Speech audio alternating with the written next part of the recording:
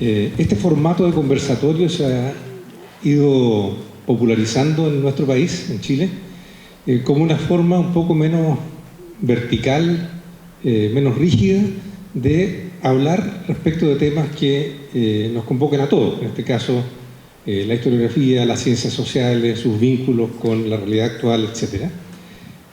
A través de una conversación, como su nombre lo dice, en la cual mi labor es ir instalando temas sobre los cuales se van a pronunciar nuestros dos panelistas.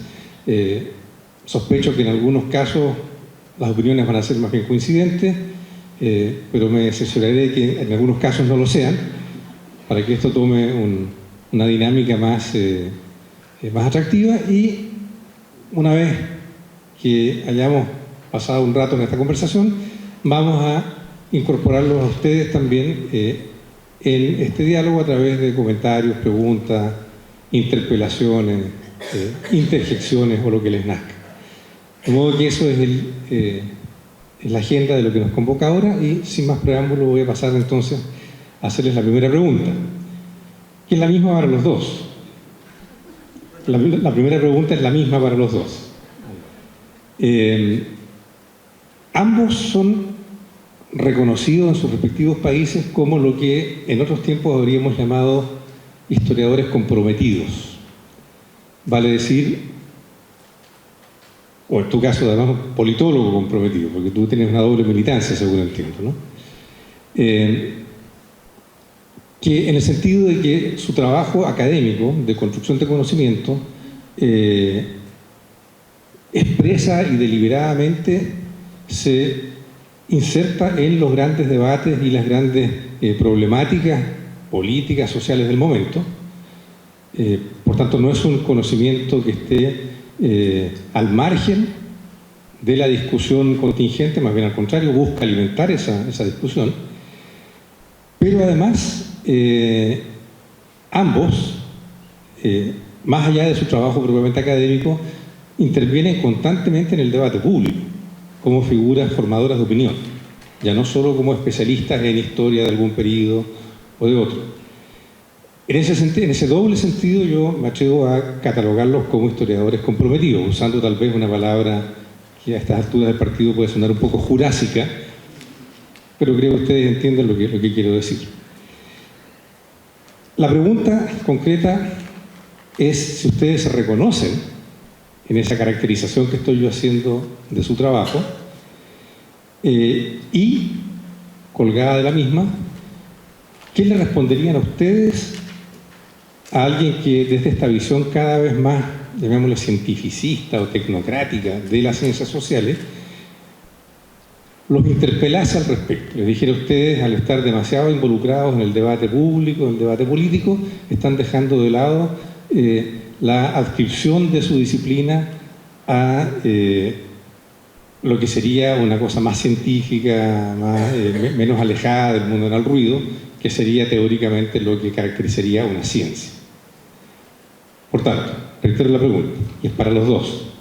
¿Se reconocen en esta etiqueta de historiadores o politólogos comprometidos? Y segundo, ¿cómo defenderían esa opción, si es que se consideran representados en ella, frente a alguien que los criticase desde la ciencia pura?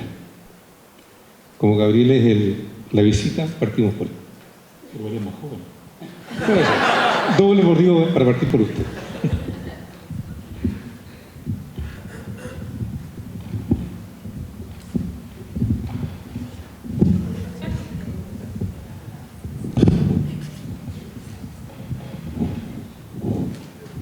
Mientras termina de arreglar la infraestructura, Gabriel, les advierto a los panelistas que no los dejaré extenderse por más de 5 minutos en cada una de sus intervenciones. Bueno, en primer lugar, de todas maneras, agradecer la invitación de parte de LASA Conosur a participar en este evento y de alguna manera interiorizarse de lo que están planteando otros especialistas, otros intelectuales relativos a los problemas que todos estamos viviendo en este continente y en este orbe, de alguna forma. El término que pone Julio es sin duda antiguo. de los años 60, comprometido con la realidad ajena o exterior, objetivada de la ciencia. En ese periodo, recordemos, hacíamos ciencia siempre pensando desde el Estado hacia la sociedad. Vivíamos tratando de construir una teoría, llámese del desarrollo, llámese de la dependencia, llámese del cambio social, llámese de la revolución, pero instalándonos en una atalaya superior muy próximo al Estado. Porque el Estado en ese tiempo, cuando menos en Chile, era como el papá de Miurgo, que lo hacía todo. En Chile era el Estado docente, Estado maestro, era el Estado fabril, empresario, desarrollista, industrializador, era el Estado social benefactor, protector del trabajador, protector de las mujeres, protector de los niños.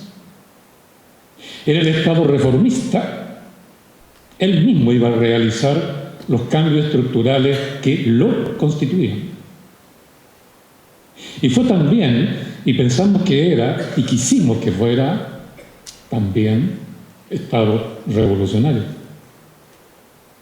Pues con Allende era el Estado, el gobierno de la Unidad Popular, el que iba a realizar la revolución, no nosotros, las masas callejeras.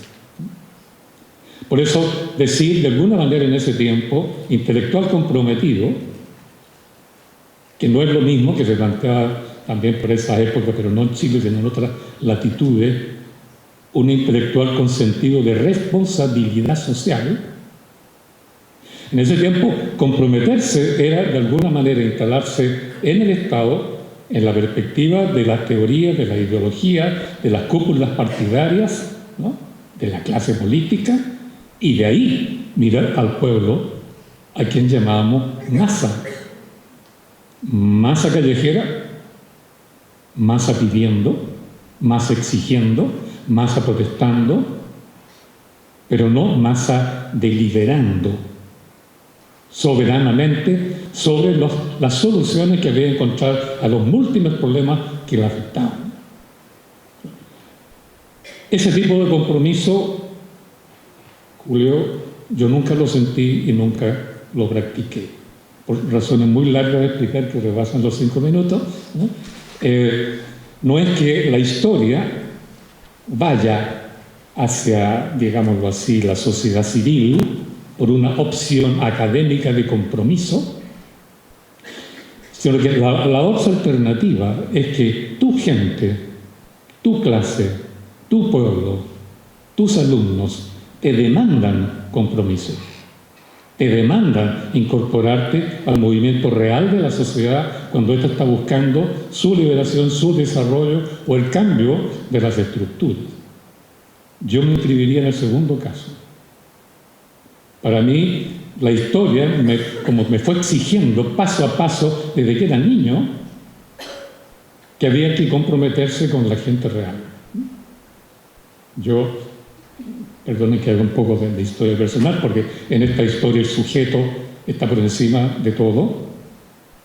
Yo nací en un barrio pobre y estuve 30 años, por lo menos, viviendo en una casa que tenía que ver todos los días callamperos, gente que vivía en conventillos, ladrones, prostitutas, gente que vivía en la calle, que dormía en la calle. Esa fue mi realidad.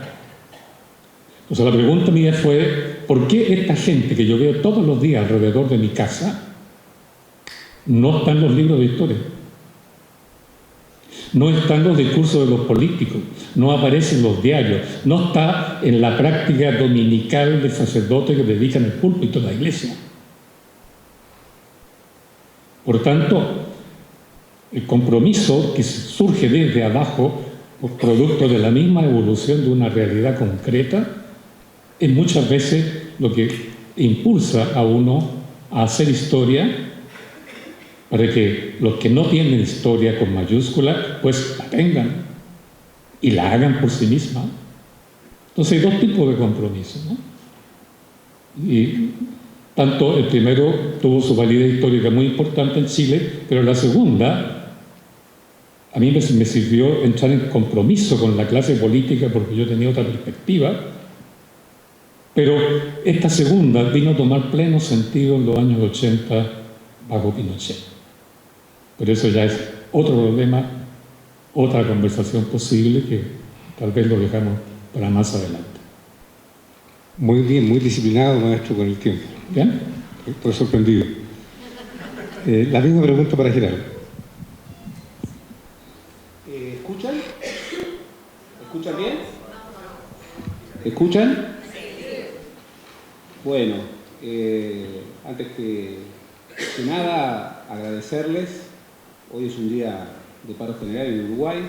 Los días de paro general en Uruguay son días muy especiales y entonces el estar presentes aquí en una actividad académica es toda una presencia que agradezco particularmente.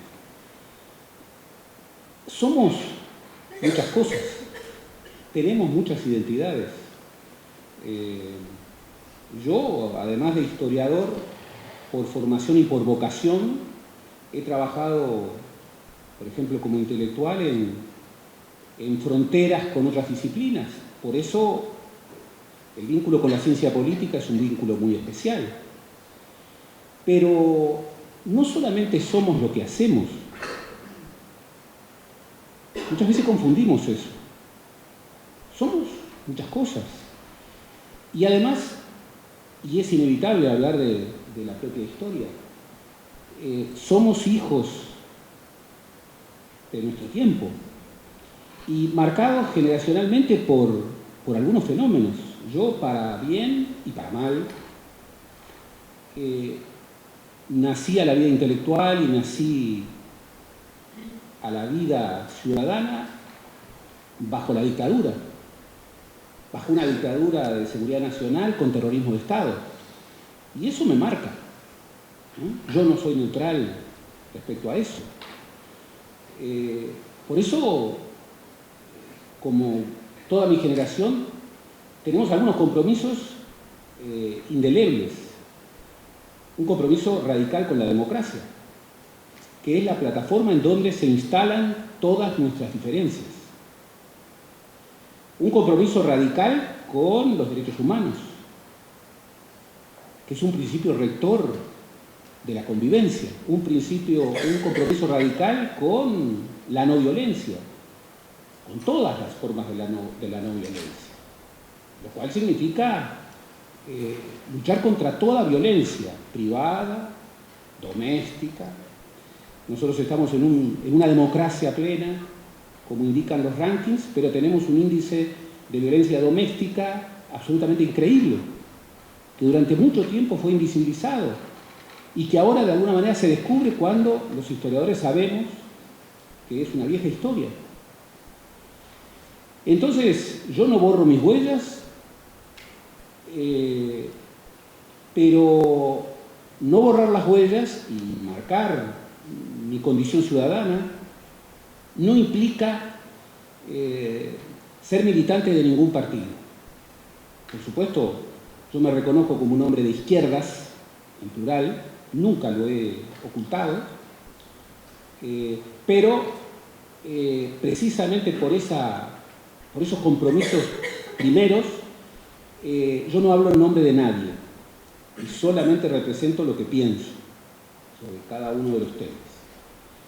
Y no hablo como hablaría alguien que tiene de alguna manera preestablecido un conjunto de opiniones. No, yo puedo de alguna manera cuestionar profundamente desde mi quehacer intelectual a situaciones, personas, grupos que supuestamente a los que debiera adherir y viceversa. Por eso me siento muchas cosas, no borro huellas, me siento un intelectual público. En ese sentido, no creo que el cultivo de las ciencias sociales sea un cultivo que haya que esconder, sino todo lo contrario. Pero afirmo un quehacer intelectual que tiene que ver con una condición científica, y en la condición científica lo primero que hay que decir es que los historiadores no administramos la verdad sobre el pasado, y todos los auditorios lo creen que nosotros administramos la verdad. Nosotros producimos conocimiento crítico y nos manejamos con hipótesis, y sentimos una particular satisfacción cuando aquella hipótesis en la que más creemos aparece demolida por preguntas inteligentes o por preguntas radicales.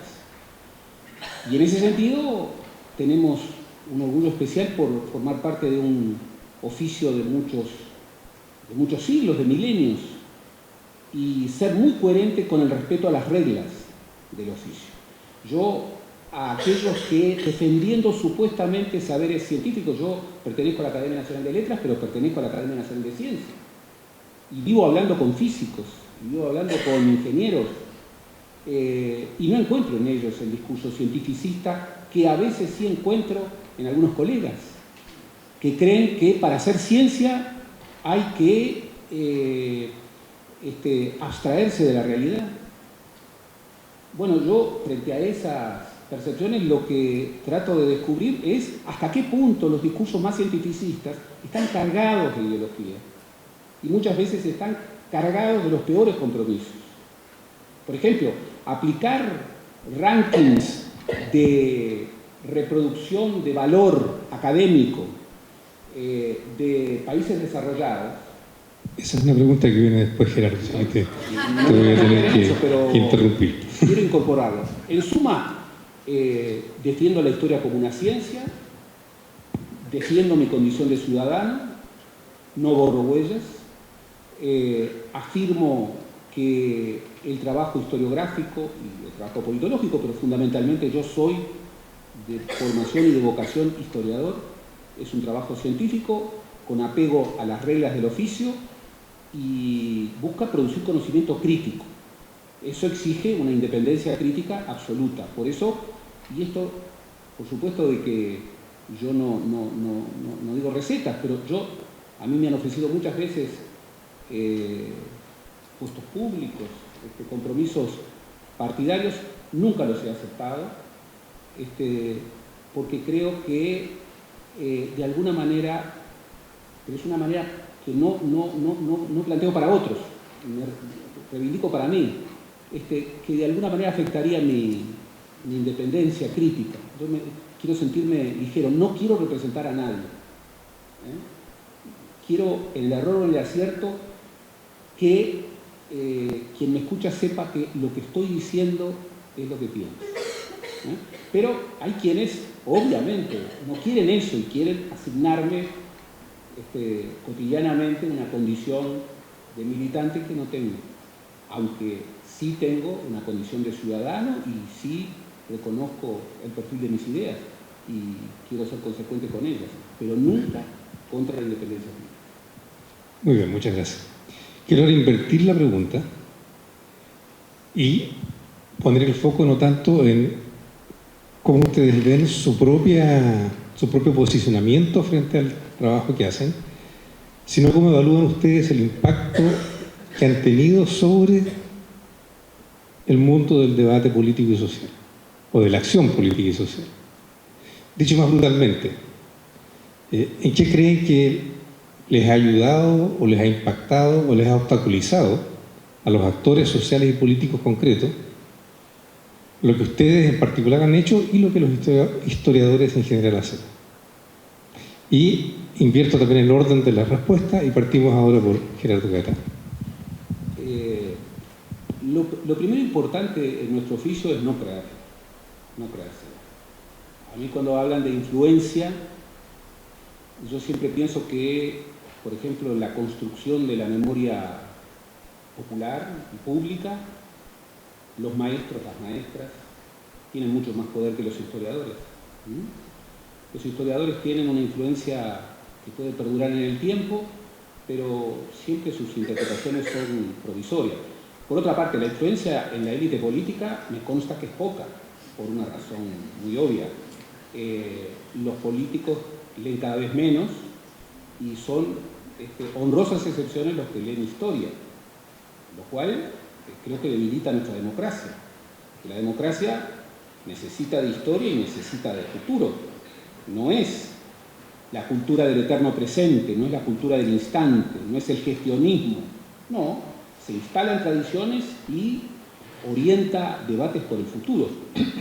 Es lo que un chileno, mucho más chileno que alemán, como Norbert Lexner, reivindicaba.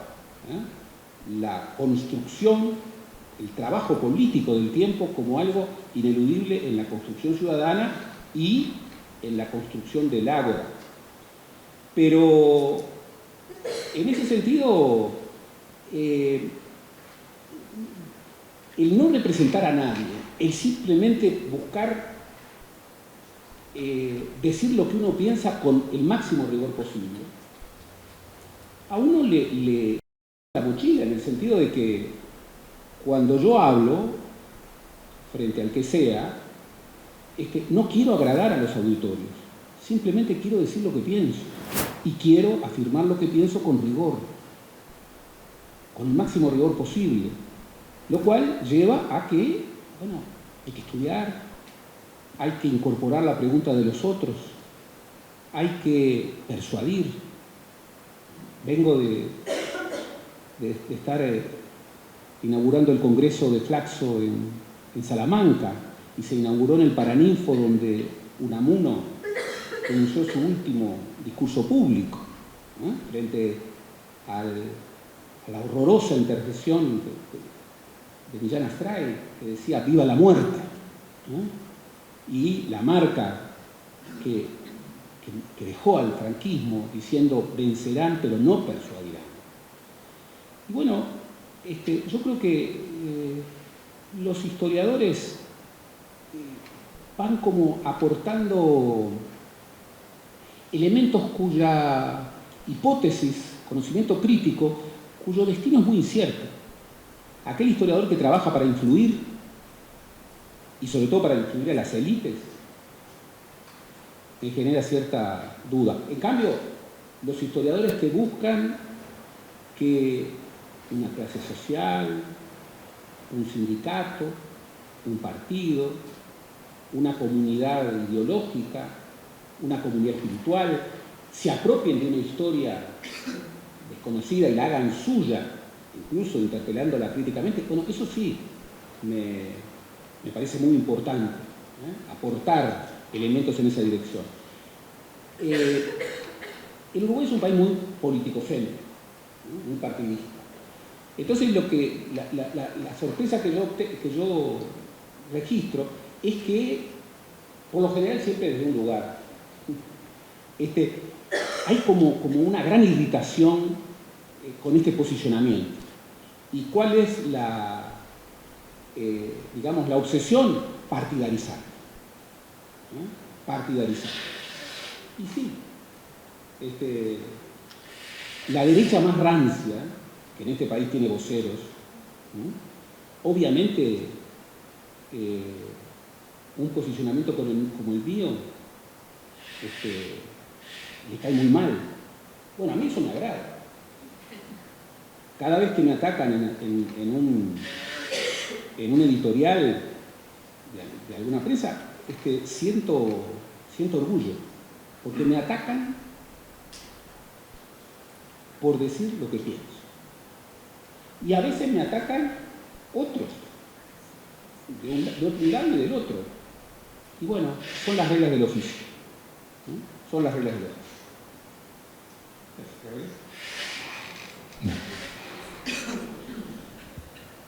En una cierta oportunidad le preguntaron a Aristóteles quién producía un conocimiento más válido y verdadero. O el tirano, que tiene poder para convertir en hecho real sus arbitrios, su voluntad, sus vísceras, si quiere. El sabio, que estudia, el filósofo, que piensa, que razona científicamente. O la multitud, donde está, como diría nuestro amigo Alessandri, la chusma, el populacho. Y Aristóteles respondió, evidentemente, el tirano podrá imponer y convertir en verdad, de hecho, lo que quiere. Por eso ni es ciencia, ni es verdad válida, y por tanto se descarta. Ciertamente, el saber del sabio, el saber del filósofo, tiene validez y todos lo respetan. Y luego dijo, las propuestas, las verdades que establece para sí misma la multitud, el populacho, puede ser igual que las propuestas de un sabio,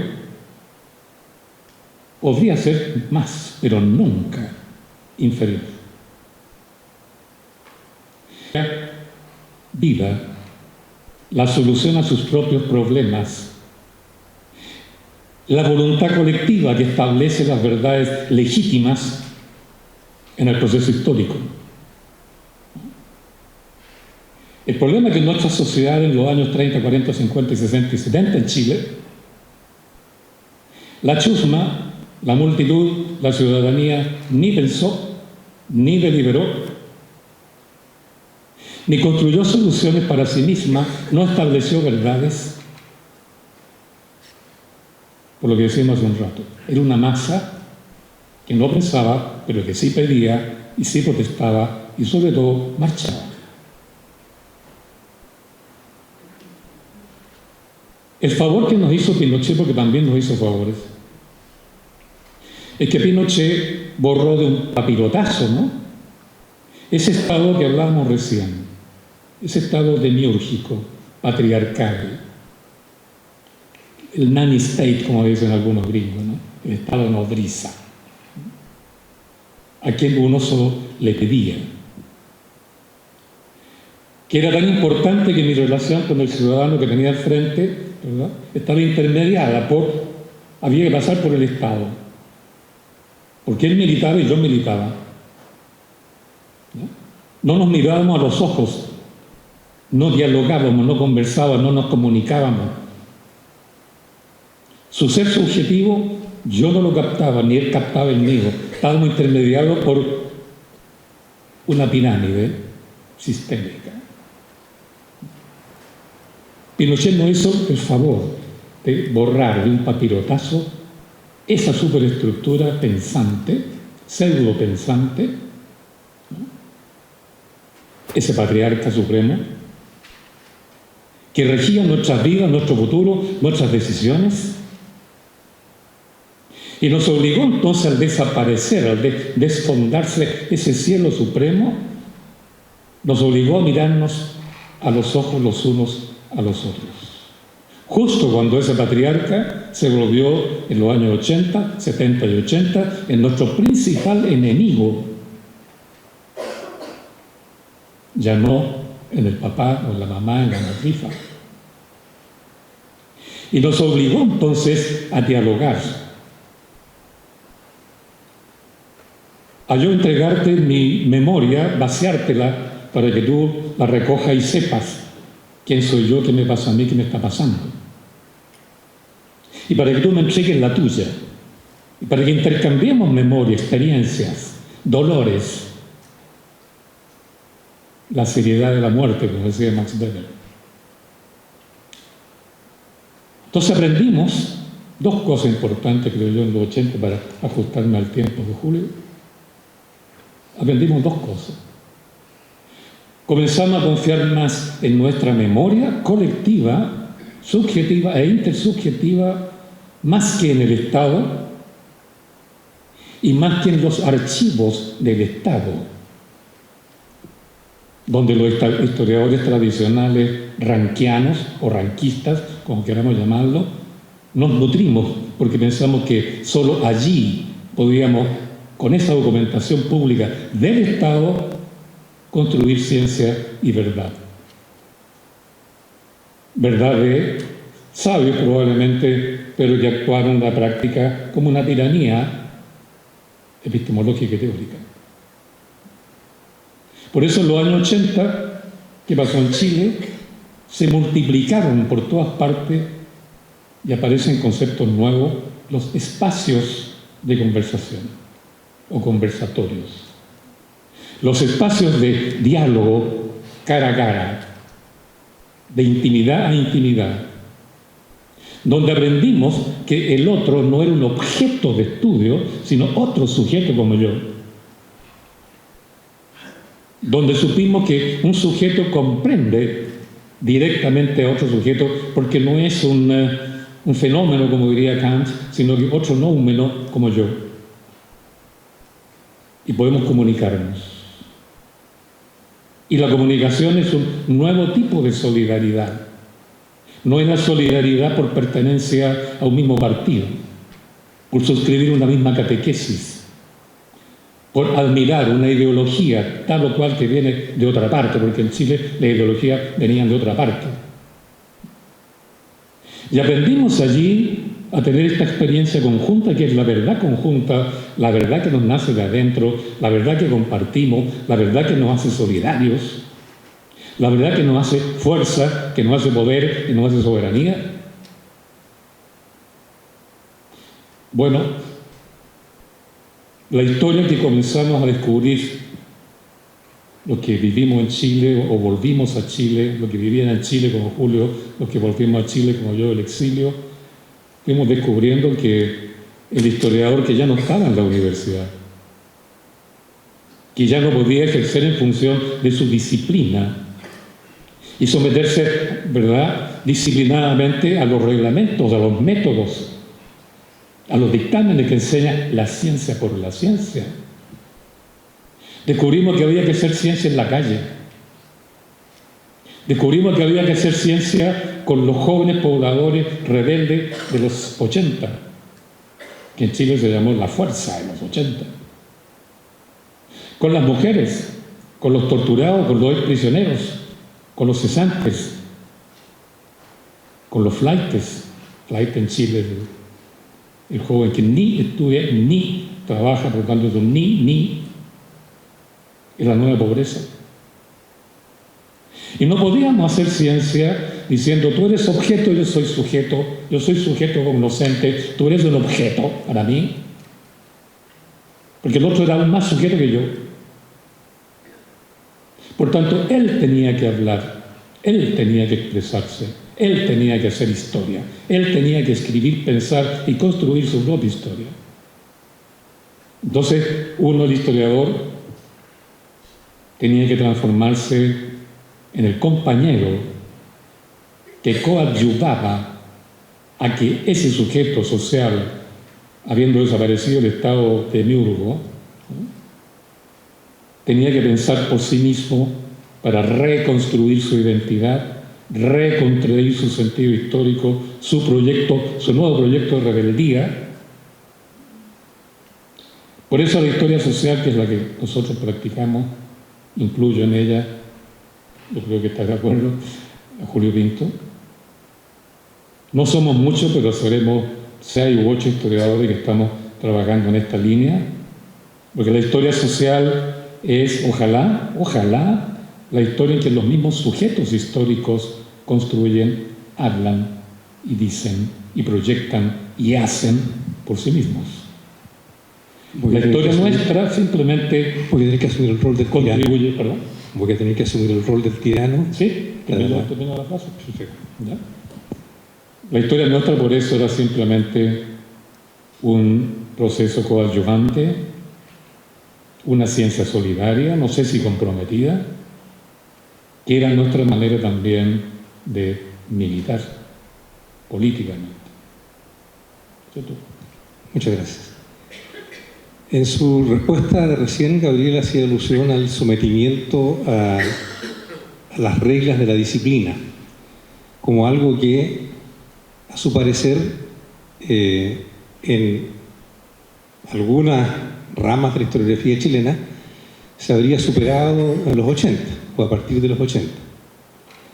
Sin embargo, lo que uno percibe, y me cuelgo de algo que decía Gerardo antes, es que en todas las ciencias sociales estamos siendo sometidos a una serie de reglas y de formas disciplinarias, a un paradigma de cómo se debe construir ciencia, que se sitúa bastante lejos del tipo de juicios que hemos escuchado acá. Yo me atrevería a hablar de una suerte de taylorización de la academia, de someterse a criterios de productividad, de impacto, de reducir costos, aumentar los beneficios, todo esto trasladado al mundo de la producción de conocimiento, que finalmente se valida y se mide no en la calle, no en la marcha, no en el diálogo cara a cara, no en el debate público, sino que se mide y se valida en los artículos indexados, en los índices de impacto, en el resultado de una competencia a muerte entre colegas por ver quién accede a los fondos o a los puestos o a los cargos. Esto, repito, me parece a mí que se sitúa muy lejos del tipo de reflexión sobre lo que debería ser la historiografía o las ciencias sociales que estamos escuchando acá. Y como Gerardo ya había insinuado un principio de opinión sobre eso, le pediría que ahora sí elaborara un poco más esa reflexión y después se lo pediría también a Gabriel. ¿Qué le está haciendo este cambio de paradigma a nuestras disciplinas? Y si, como lo sospecho, a ustedes no les agrada mucho este fenómeno, ¿qué hacemos para revertirlo? Yo creo, y es un debate, que la historia es una ciencia social. Creo además que la historia, para ser efectivamente arraigada, tiene que forzosamente invadir territorios ajenos. Son un poquito imperialista, pero dicho desde Uruguay, por un uruguayo, no puede asustar a nadie, por suerte.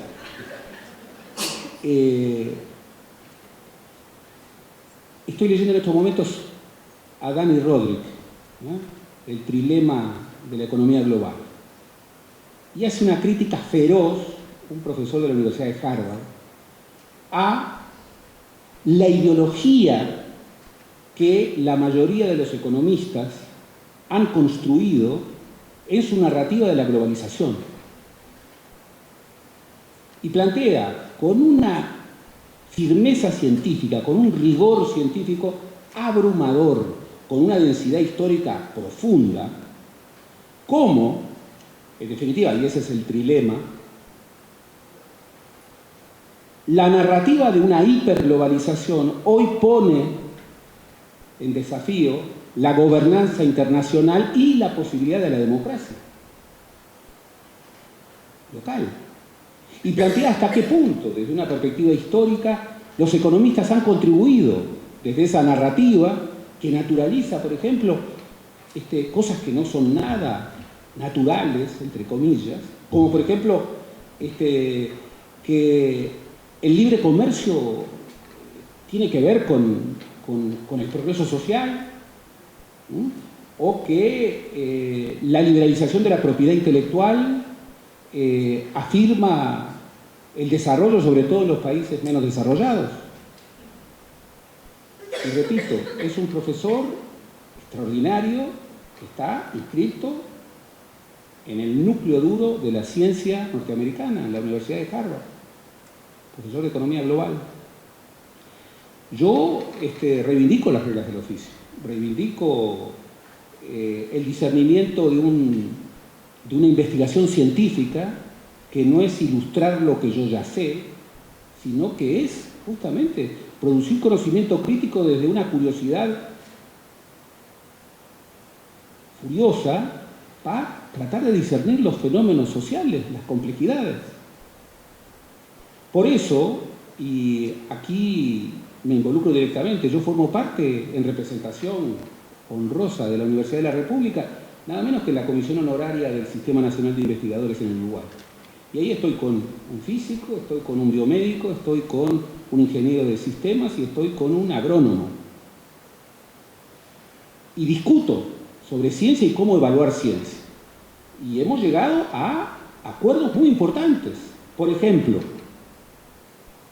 que es muy bueno el arbitraje de pares, que hay que someter nuestras investigaciones y nuestros productos al arbitraje de pares. pero a un auténtico arbitraje de pares. Que no hay que evaluar la calidad científica por el formato y empujar a que, como dicen algunos, publicar un artículo en una revista vale mucho más que a sacar un libro, con lo cual se disgrega el conocimiento y se pierde la referencia de las grandes obras. Mi maestro, José Pedro Barrán, 2 colecciones de libros, una 7 tomos, la otra 8 tomos. Ahí tenía 1000 artículos en revistas indexadas. En su currículum tenía un artículo en revista indexada. ¿Hubiéramos preferido eso? También es absurdo, y yo lo escucho, no entre los científicos duros, entre comillas, que si se publica en inglés vale más que publicar en español. Algunos incluso lo plantean como reglas de juego.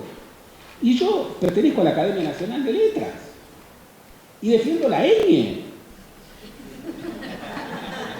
Claro que la defiendo, y la defiendo sobre todo en el ordenador, que es uno de los ámbitos del poder. Y me irrito mucho cuando no está la ñ.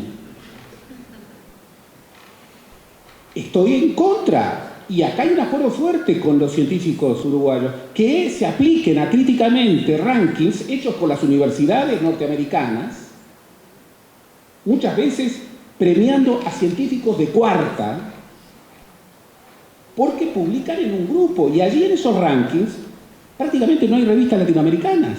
Entonces, hay que publicar en inglés y en ciertas revistas, que claramente uno sabe que no son las mejores. Y el evaluador, ¿qué es lo que hace? A ver, esta revista, ¿qué impacto tiene?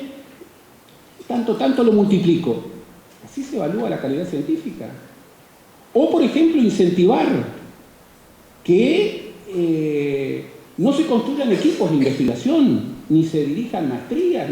¿Por qué? Porque vale mucho más sacar un artículo o tener una tutoría de un doctorando a tener una doctoría de un licenciado. Y en ciencias sociales las reglas son distintas a la biomédica. Y eso discutiendo con los científicos duros, entre comillas, porque duros y blandos como son los churrascos, no son los científicos. Y créanme, sobre todo los compañeros de otros países, los churrascos uruguayos son blandos, no son duros. Tampoco creo que se pueda tener un paradigma de ciencia y que luego baje a todo el resto. Porque obviamente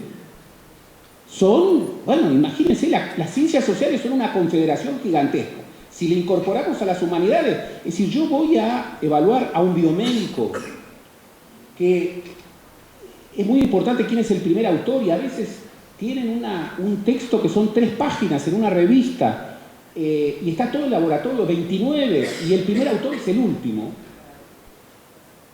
Lo voy a evaluar como evalúo a un historiador, o a un psicólogo, o a un filósofo. Obviamente que no. Y la construcción de doctorados y maestrías, por ejemplo, hay ciencias en donde una tesis de maestría no es de investigación. Entonces solamente se refiere que una tesis de investigación son las tesis de doctorado. Y esto está pasando en las ciencias sociales y es muy importante confrontar, pero confrontar desde la reivindicación del rigor científico. Esto incluso incorpora validar fuentes y campos heurísticos que antes no se validaban. Esto significa trabajar temas que no están de moda, pero que son centrales.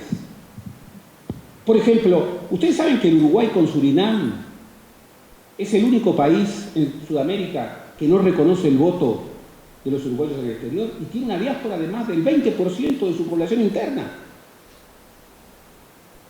Si aplicáramos las reglas del mainstream norteamericano, bueno, obviamente, ese es es un tema que no vale.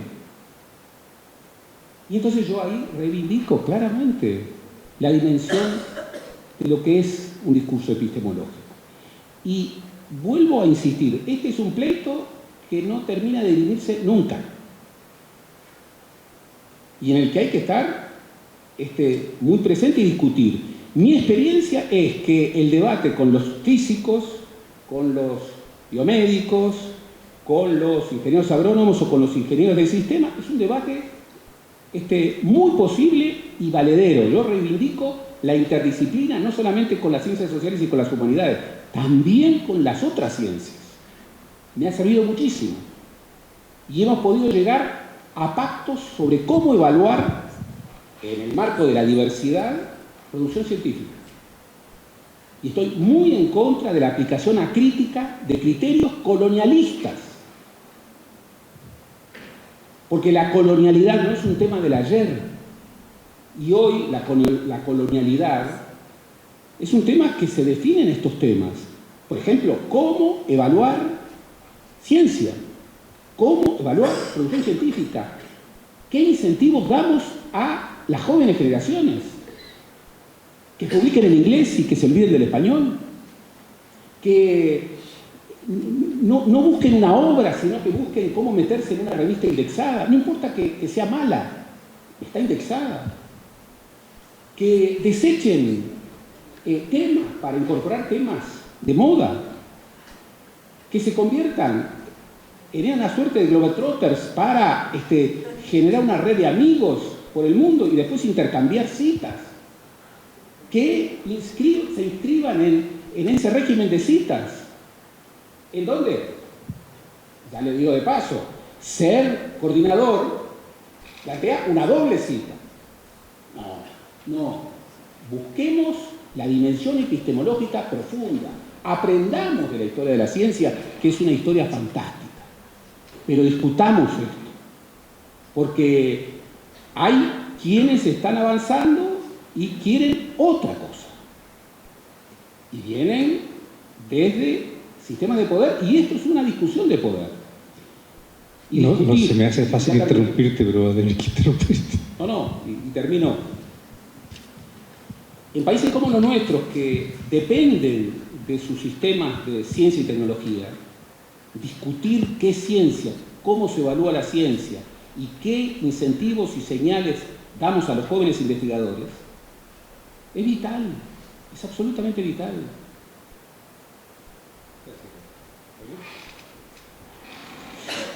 Bien, tres cosas. La primera, suscribir totalmente lo que tú acabas de decir sobre el tema planteado por el señor moderador, ¿no? Lo segundo tiene que ver con que en Chile, por ejemplo,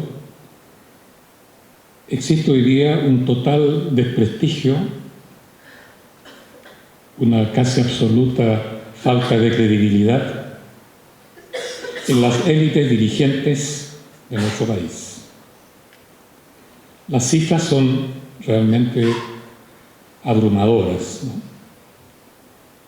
El 98% de los chilenos, una cifra en que han coincidido cerca de 8 o 7 agencias que hacen encuestas profesionales, 98% no cree en los partidos políticos, no cree en los políticos.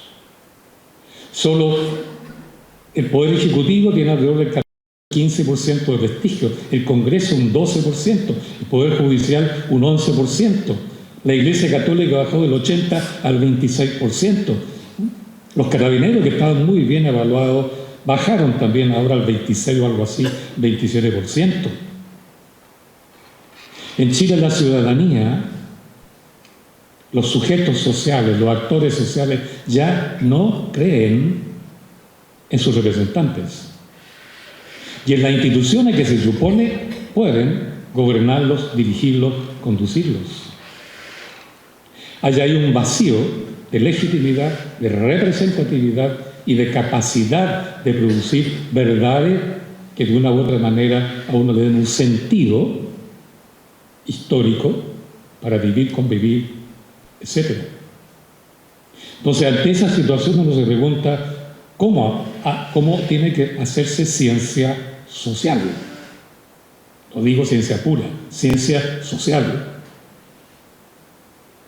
Y la única salida que uno encuentra, viendo además otras variables que no es del caso considerar acá, ¿no?, es que la misma gente, la misma comunidad o las comunidades piensen por sí mismas, estudien los problemas que las afectan, busquen solución a esos problemas e impongan esas soluciones convirtiéndolos en un mandato soberano. Eso implica ser una multitud pensante, eso implica hacer ciencia a nivel de chusma, pero que al mismo tiempo es la única posibilidad de dotar de capacidad, de sentido y de verdad a lo que entendemos por soberanía popular. Lo que hace la historia social es contribuir a ese fenómeno, solidariamente, de sujeto a sujeto, que es lo que he estado haciendo. Y eso no significa, que es el punto que quería recalcar, no significa que vamos a botar por la borda los métodos, ¿verdad?, las recomendaciones teóricas y conceptuales de la ciencia tradicional. No vamos a botar el objetivismo, ni las fuentes. Eso no se puede hacer. Porque si bien la ciencia que hay que hacer, la historia que hay que hacer, tiene que subordinarse a las necesidades históricas reales de la comunidad soberana, eso no significa que la comunidad soberana va a echar por la borda los métodos objetivos. Estos simplemente suplementan, complementan su reflexión central. Por eso la historia social no renuncia ni a las fuentes, ni a la documentación, ni al Archivo Nacional, ni a los métodos, ni a la estadística, porque eso complementa la reflexión central que no la hace el historiador, la realiza la sociedad civil. Y es un punto importante, ¿no? Porque cuando la comunidad piensa, o los grupos o los colectivos piensan siempre en lo local, en lo propio aquí y ahora. Y por tanto piensan, digamos, en perspectiva corta. La palabra teoría, ¿no es cierto?, theorein, en griego es mirar lejos. La reflexión directa de los actores sociales mira cerca.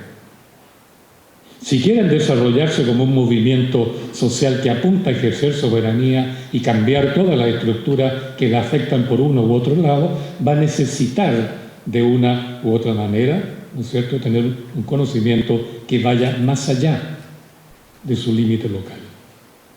Y es ese el punto donde el saber local soberano va a necesitar de la ayuda de esa vieja ciencia que le entrega instrumentos para conocer más allá de la identidad local. Por eso la historia social no abandona esos métodos, ni el Archivo Nacional. Y el tercer punto que quisiera tocar, y abundando lo que planteaba acá Gerardo, es que el trabajo intelectual académico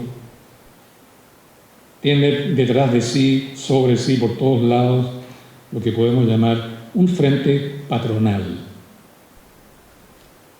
Porque el trabajo intelectual, académico, científico, no se autofinancia, ni es objeto de mecenazgo.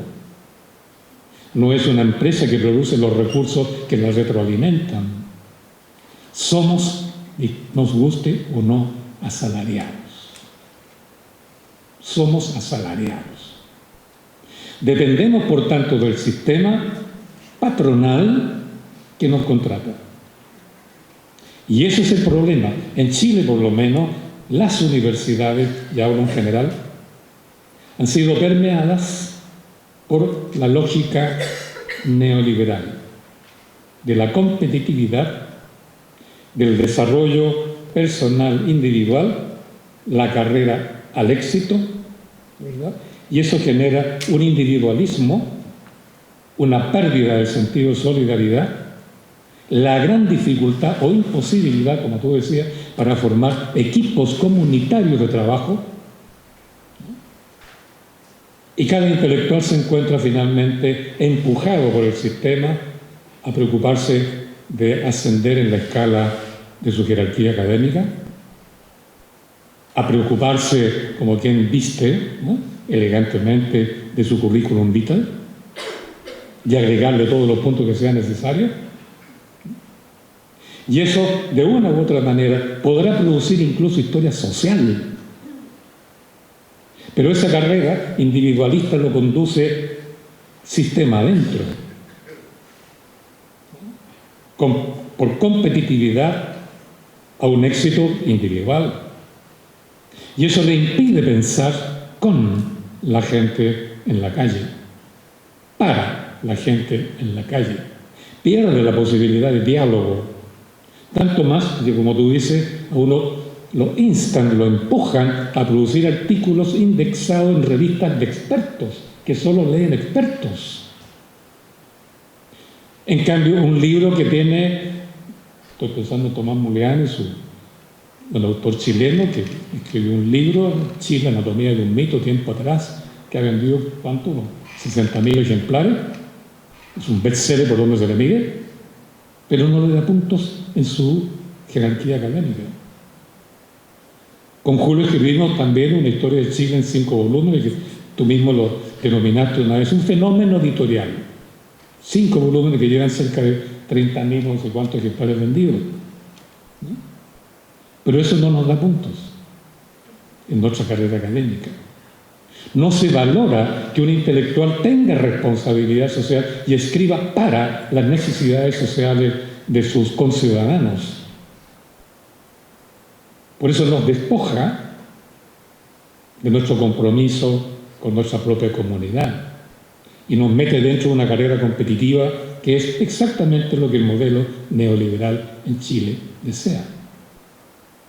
Entonces no es extraño, caso de Chile, que nuestras autoridades que han acogido la sorda protesta ciudadana que exige cambios profundos del modelo, o sino también el cambio total del modelo, acoge eso por razones de electoralidad, pero realiza reformas que quedan a las claras que no entienden lo que el pueblo quiere, que no entienden cómo se hace política por soberanía y no por oferta mercantil. De ahí que todas estas reformas que se han propuesto en los últimos gobiernos, particularmente el último, el vigente hoy en Chile, ninguna de esas reformas ha tenido apoyo popular. Como sí tuvieron las reformas de los años 60, la reforma agraria de Eduardo Frei Montalva, la nacionalización del cobre, la reforma educacional, que era otro lenguaje, otras propuestas, otra consistencia teórica. Por eso yo creo que los intelectuales, en la medida que nuestro patrón, nos guste o no, es una universidad constituida en mayor o menor grado en lógica neoliberal de competitividad, no vamos a rendir todo lo que la sociedad misma necesita de nosotros. En el caso de Chile, lamentablemente, hay muchos indicadores que muestran esta impotencia nuestra. El mismo hecho de que la historia social en Chile ha tenido mucha acogida entre los lectores, los jóvenes, sobre todo los profesores, ¿no? Pero entre nosotros no constituimos equipo. 4 historiadores sociales seguidos han ganado el Premio Nacional de Historia. Estamos monopolizando el prestigio público de historiador en Chile, pero no constituimos equipo, no trabajamos juntos. Con Julio nos venimos a encontrar después de mucho tiempo, aquí en Montevideo, ¿no? Bueno, digo esto porque yo creo que la historia social está, creo yo, muy bien inspirada, pero lamentablemente las condiciones de trabajo no las controlamos, ni las controla la ciudadanía, las controla el sistema, que en mayor o menor grado, como digo, es de consistencia y lógica neoliberal. Y eso se nos ha metido dentro en nuestra identidad académica, en tanto y en cuanto estamos regidos por esta famosa carrera académica que no conduce a otra parte que a un éxito personal, merecido o no, pero que no contribuye un 100%, puede contribuir en otro porcentaje menor, a las necesidades cognitivas y epistemológicas de una ciudadanía que necesita ahora, en el caso de Chile, después de mucho tiempo, hacer las cosas por sí misma. Porque por algo el programa de Naciones Unidas para el Desarrollo, PNUD, ya en 1998, en un informe, el famoso informe de desarrollo humano, señaló que en Chile el profundo descontento interior que viven los chilenos, a contrapelo de los éxitos de los indicadores macroeconómicos, ha conducido progresivamente a lo que el programa llama la ciudadanización de la política y la pérdida de representatividad y eficiencia de lo que sí constituyen hasta el día de hoy la clase política. Por eso el fenómeno es nuevo, pero no hay duda que este fenómeno nuevo de la ciudadanización de la política es un fenómeno, un proceso lento, porque no sabemos hacer política los ciudadanos por sí mismos, en Chile al menos. No sabemos, por ejemplo, construir Estado. No sabemos organizar una asamblea constituyente. No sabemos lo que es el poder constituyente. Y eso tenemos que aprenderlo por sí mismos, autoeducación. Porque nadie del sistema, ninguna universidad, ningún profesor de Derecho Constitucional nos va a enseñar a construir Estado, a ejercer poder constituyente, a ser ciudadanos soberanos y no peticionistas. Por eso el proceso es lento y hay una fuerte demanda de ciencia, no de ideología, no de vanguardia, pero ciencia que nazca desde el interior mismo de esto que Aristóteles llamó la multitud. Yo creo que ahí tu descripción de lo que pasa con la universidad, por lo que yo trato de completar, nos muestra, ¿verdad?, la gravedad y al mismo tiempo la urgencia de este problema. ¿Estoy bien? Bueno, la verdad es que se nos está acabando el tiempo, así que voy a hacer una última pregunta yo, de manera que quede algo de posibilidad de que dialoguen también con el público. Este conversatorio se titula formalmente en el programa, no lo recuerdo exactamente, pero algo, Construcción de Historiografía en Cono Sur. Algo así, ¿no? Pero hoy a mediodía estuvimos en una mesa, en el mismo congreso, que se titulaba La invención del Cono Sur.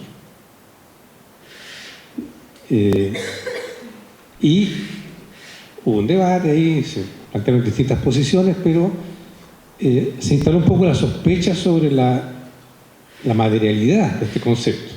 O sea, ¿qué es esto del Cono Sur? ¿Existe, no existe?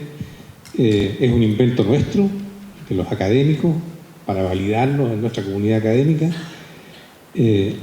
¿O hay algo más de fondo que nos acerca y que hace que tenga alguna utilidad y algún sentido que nos juntemos ahora en Montevideo, en otro momento en Buenos Aires, en otro momento en Asunción, La Paz, Santiago, en fin, a intercambiar este tipo de opiniones? Esa es la pregunta final que le haría yo a ambos. ¿Qué sentido tiene lo que estamos haciendo? Gerardo. Bueno,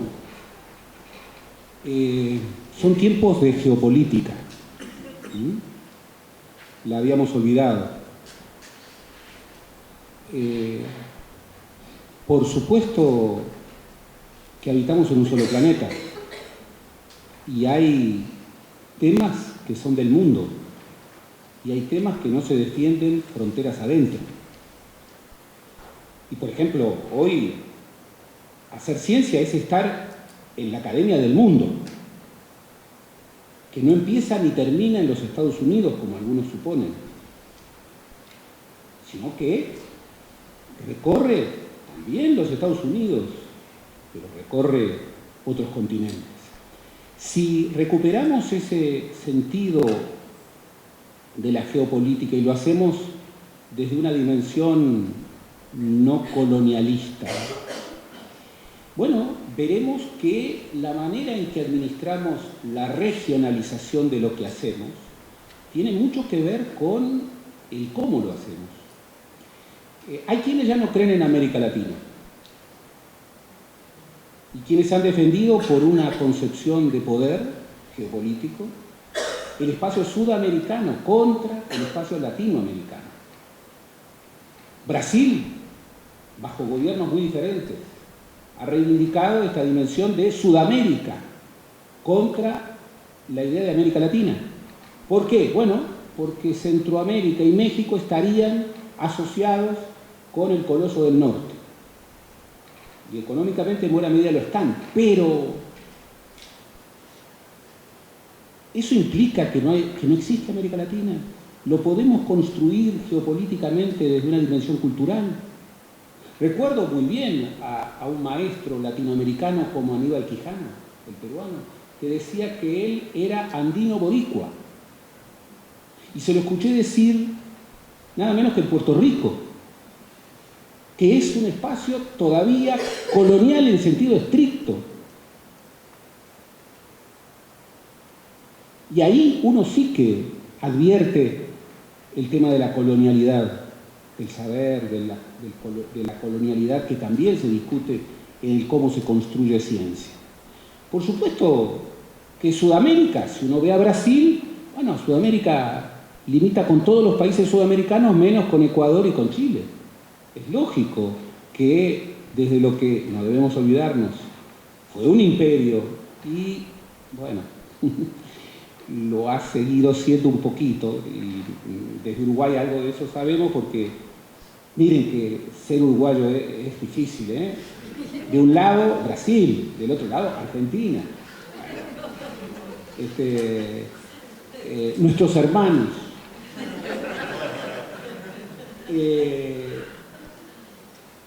Y la geopolítica uruguaya siempre era un país pequeño entre dos gigantes. Pero la geopolítica uruguaya puede ser distinta. Por ejemplo, cuando vino el constructor de manuales más exitoso de la historia del país, que era un cura francés, Gilbert Perret, el hermano de Damasceno, se horrorizaba de que los uruguayos se consideraran un país pequeño, el tema de la escala. Y entonces ponía en el contorno de lo que era el Uruguay todos los países europeos que cabían. Entonces cabía Bélgica, cabía Holanda, cabía Inglaterra menos Escocia, que son 150 kilómetros, cabía Finlandia, cabía Suiza, y los uruguayos, ¡pah! Claro, después no hacía el otro ejercicio que es, bueno, todo lo que caiga dentro de Brasil, el país continente. Pero el tema de la escala es otro, y la geopolítica es otra. Por supuesto de que puede haber una geopolítica del Cono Sur. La hubo cuando los militares plantearon el Plan Cóndor, lamentablemente uno de los emprendimientos regionales lamentablemente más exitosos. Puede haber otra geopolítica diferente, contrastante, afirmando otra idea. Y la geopolítica, hoy por lo menos, plantea esta idea de los círculos concéntricos. No solamente somos una cosa. Tenemos que ser muchas cosas. Pero lo tenemos que hacer conscientemente. Por supuesto, uno diría, ¿pero qué significa ser uruguayo? Con 3.400.000 uruguayos. Bueno, ahí también se define la cosa. Entre otras cosas porque hay por lo menos 700.000 uruguayos que andan afuera y que están conectados con el adentro. Entonces las cuentas son otras. Pero el Estado Nacional, más allá de los augurios de extinción, sigue. Ahora no basta, cada vez basta menos. Pero la hiperglobalidad que destruye al Estado Nacional, o que pretende destruirlo, ¿qué es lo que está generando? Y bueno, está generando estos movimientos antiglobalización, que ahora ya no están solamente en la izquierda, también están en la derecha, y en las derechas más duras. la noción de Europa, que ahora es de los 27, y la noción de la isla, ahí hay una geopolítica. Y vaya que a 100 años de la Revolución Rusa, Putin está desarrollando otra geopolítica, que es heredera del Imperio zarista y de la Unión Soviética. Lo que yo digo es, busquemos una geopolítica contra el colonialismo, para la emancipación, para la afirmación democrática. Busquemos una geopolítica, por ejemplo, para discutir temas cruciales como, vuelvo a señalar, la propiedad intelectual. Esto de la liberalización de la propiedad intelectual, que se incorpora en los tratados de libre comercio, no es algo menor, significa la mercantilización del saber. Y la mercantilización del saber lleva a sorpresas. Saberes ancestrales de América Latina le pertenecen a empresas norteamericanas o empresas japonesas. Entonces, la propiedad intelectual no es el derecho de autor, es algo mucho más relevante. Y en un mundo que está estallando en una revolución científico-técnica, en donde el 50% de los trabajos que hoy existen en 10 años no van a existir, y el 70% de los trabajos que existan en 10 años todavía no los conocemos. Y estamos incorporando la revolución 4.0 con su lógica de la robotización, que va a generar problemas de empleo y que nos va a llevar a rediscutir viejos, nuevos y futuros asuntos, como es la jornada laboral, o como es el empleo, o como es el consumo. Si lo pensamos en una clave mercantilista, bueno, nuevamente, el trilema de Rodri. El hiperglobalismo va a terminar generando la no gobernanza mundial y la democracia. Y eso no solamente va a afectar a los países en desarrollo, como estamos viendo, va a afectar, está afectando, hace décadas que está afectando a los países desarrollados. Entonces, en la geopolítica, y también hay una geopolítica de la ciencia, por cierto, si yo aplico un ranking para universidades, ¿en dónde? Oh, curiosidad, en las 100 mejores universidades, aplicando determinados indicadores, que son indicadores extraordinariamente ideológicos, netamente ideológicos. Bueno, prácticamente no hay universidades latinoamericanas. Y las que hay son privadas. En Uruguay hay universidades que puntúan más que la Universidad de la República y prácticamente no investigan.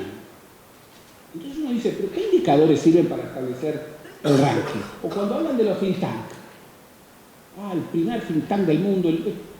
Yo conozco a muchos think tank y universidades de primera. Y créanme, hay algunos que no marcarían en una geopolítica de la ciencia genuina. Por eso se trata de, para afirmar el saber científico, para afirmar los saberes, bueno, construir rankings con lógicas distintas, diferentes. Porque si no, vamos a dar señales contradictorias. Si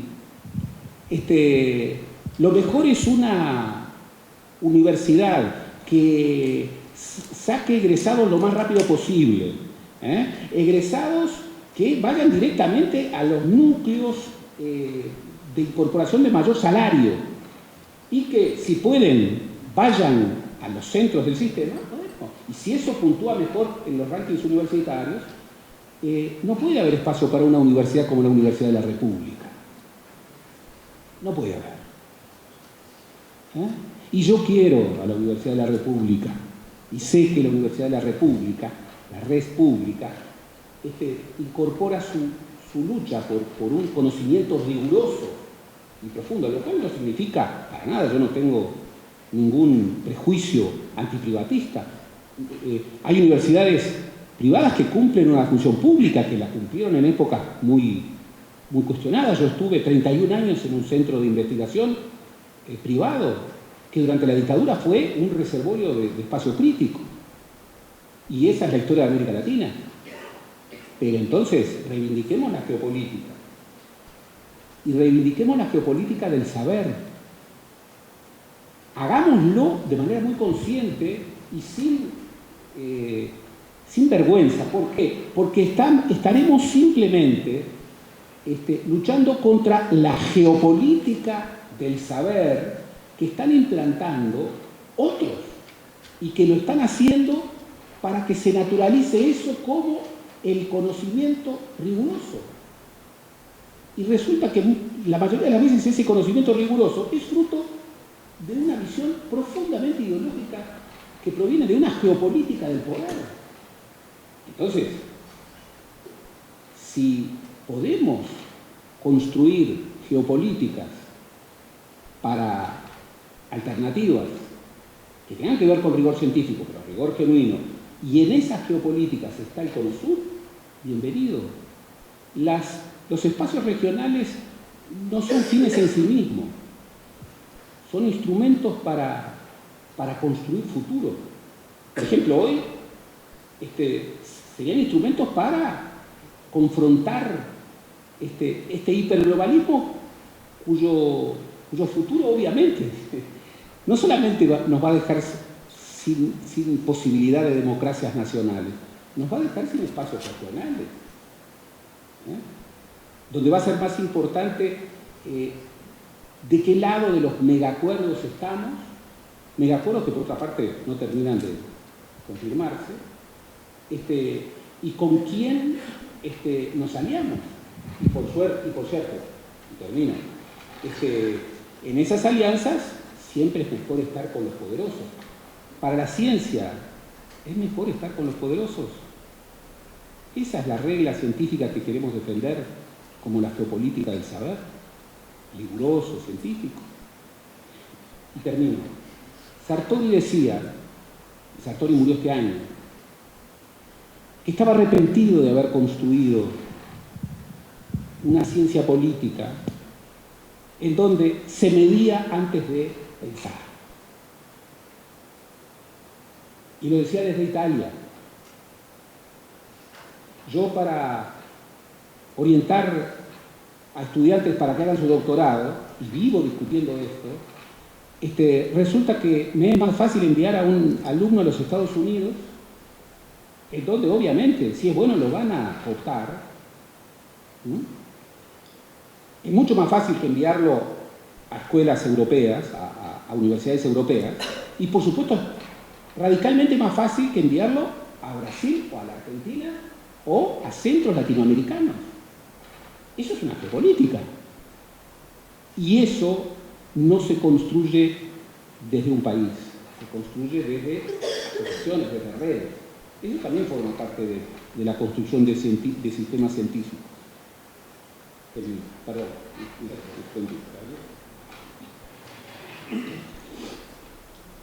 Bien, entre 1976 y 1984 estuve en el exilio en Inglaterra y aproveché de sacar mi doctorado en Historia. Y la universidad en que yo estaba extraordinariamente bien provista de información acerca de lo que el maestro llama acá la geopolítica, en ese caso internacional. Y ahí leí los análisis que se estaban haciendo a ese nivel entre los más grandes intelectuales y que trabajaban más vinculados o a los gobiernos o a los think tanks que operaban allí, cómo ellos conceptualizaron el fenómeno del Cono Sur. Argentina, Uruguay, Chile, y le agregaron, siguiendo el mismo eje latitudinal, Sudáfrica. Estos 4 países, ellos lo caracterizaron con un nombre, los, comillas, estados abominables, los paria states. ¿Por qué los llamaron así? Dos razones fundamentales. Primero, porque para establecer un régimen de gobernabilidad e imponer un determinado modelo económico, político, social, etc., no tenían límites. Podían imponerlo usando toda clase de recursos, violando todos los derechos imaginables. Estados abominables. Y también lo llamaron así por el hecho de que estos estados abominables eran tan abominables que se descolgaron del sistema este-oeste, del pacto de la OTAN y del sistema norteamericano de protección, pseudo-protección a sus vecinos del sur. Porque recordemos, estos militares trataron y se propusieron desarrollar su propio armamento. Incluso, en algunos casos, la bomba atómica, y acompañados ahí por la Unión Sudáfrica de ese tiempo. Era un grupo de países que se salió, digámoslo así, del concierto universal de los acuerdos que se estaban postulando a título de geopolítica mundial. Paria, estaban fuera. Todos sabemos lo que vivimos, la gente de carne y hueso, bajo estos regímenes. Ese dato, por un lado, cono sur. Por otro lado, tomé conocimiento tiempo después con un grupo de psicólogos sociales organizado en un entente llamado Sintras, psicólogos uruguayos, argentinos y chilenos. Ellos estaban estudiando y siguen estudiando, que yo sepa, lo que ellos llamaron el daño transgeneracional que estos regímenes paria states produjeron en nosotros. Los directamente involucrados, los hijos y los nietos. Su concepto era que el daño producido por la violación de los derechos humanos por este tipo de Estado, paria, se transmitía de generación en generación. La violación de derechos humanos no se agota en la figura judicial, ¿verdad?, del autor físico y de la víctima física. La justicia institucional se reduce a esa figura. Pero el daño producido por eso no se reduce a esa figura. Es un daño histórico que se transmite. Yo diría que porque fuimos paria states y porque estamos percibiendo y tratando todavía de lidiar con un daño transgeneracional que pocos pueblos en el mundo han tenido, es que cabe pensar que estamos obligados de una forma u otra a pensar la geopolítica no como una geopolítica de estados, no como una geopolítica de estructuras institucionales regida por una constitución normalmente ilegítima, sino deberíamos pensar en una geopolítica de los pueblos. Es un tema que se ha discutido, o por lo menos me ha tocado discutirlo a mí en Chile y en otras partes, respecto al problema Chile-Bolivia, ¿no?, por la cuestión del MAS. Porque es un hecho, los estados discuten, no se ponen de acuerdo, Chile se niega, Bolivia insiste, dialogan, se insultan incluso, pero en Chile tenemos miles de bolivianos del norte, miles de chilenos al otro lado, los pueblos se visitan, se entrecruzan, se quedan, hay una enorme inmigración boliviana, peruana, colombiana, haitiana, venezolana en Chile en este momento, y aquí también, ¿no? Sé que muchos estudiantes chilenos emigran a Argentina, a la Universidad de Buenos Aires, porque es gratuita, porque en Chile no es gratuito, ahora se trata de hacerlo, pero en la práctica es un problema mayor. Yo creo que estamos en una situación en que tenemos que pensar en una geopolítica distinta, de pueblos, de diálogo de pueblos, de transculturación, de intercambio de memorias, de intercambio, qué sé yo, de esperanzas, de proyectos, sobre todo cuando la geopolítica tradicional, la que dividía el este contra el oeste, el Pacto de Varsovia contra la OTAN, los países desarrollados contra los países del tercer mundo subdesarrollados, que era una geopolítica de quiebres y conflictos estructurales, macroestructurales, hoy día eso no existe. Hoy día el conflicto se dibuja de otra manera, ¿no? Y en Chile, no sé aquí, pero en Chile es muy claro, es el capital financiero internacional que, recordemos, circula. No está necesariamente sedentarizado y radicado en un emporio determinado, circula. Y el conflicto está entre ese capital internacional que circula, dirigido y conducido por los informes que entregan los think tanks tipo clasificadores de riesgo, Standard & Poor's, Moody's, Fitch and Ratings, que le dicen, invierta allá, es seguro, desinvierta acá, es inseguro. Pero el impacto real que el capital financiero está produciendo en nuestros pueblos es que está extrayendo en cantidades gigantescas nuestros recursos naturales. Está destruyendo, en el caso de Chile, los ríos, está secando los ríos, las napas subterráneas, está afectando seriamente las condiciones y los servicios públicos que garantizan la supervivencia de las comunidades locales. Y las comunidades locales, territorializadas, sienten que su existencia, su supervivencia está en peligro por la llegada de este capital extractivista, que viene, se queda, destruye y al menor temor se va. Por eso el conflicto geopolítico no es entre el este y el oeste, es entre el capital financiero internacional y la comunidad viva local. Por eso en Chile se está desarrollando un nuevo tipo de asociatividad ciudadana. Ya no es la asociatividad militante que va en decadencia, ni siquiera es la asociatividad gremial, que también está enfrentando un marasmo de estancamiento.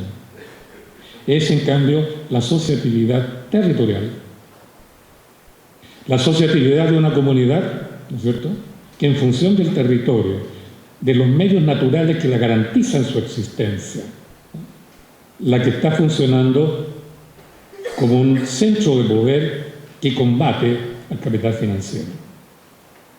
Y eso, naturalmente, conlleva una perspectiva nueva. En Chile, las asambleas territoriales han ganado todas las batallas que han emprendido contra las grandes empresas multinacionales o gigantes empresariales que se instalen en su territorio. No puedo hacer la lista acá.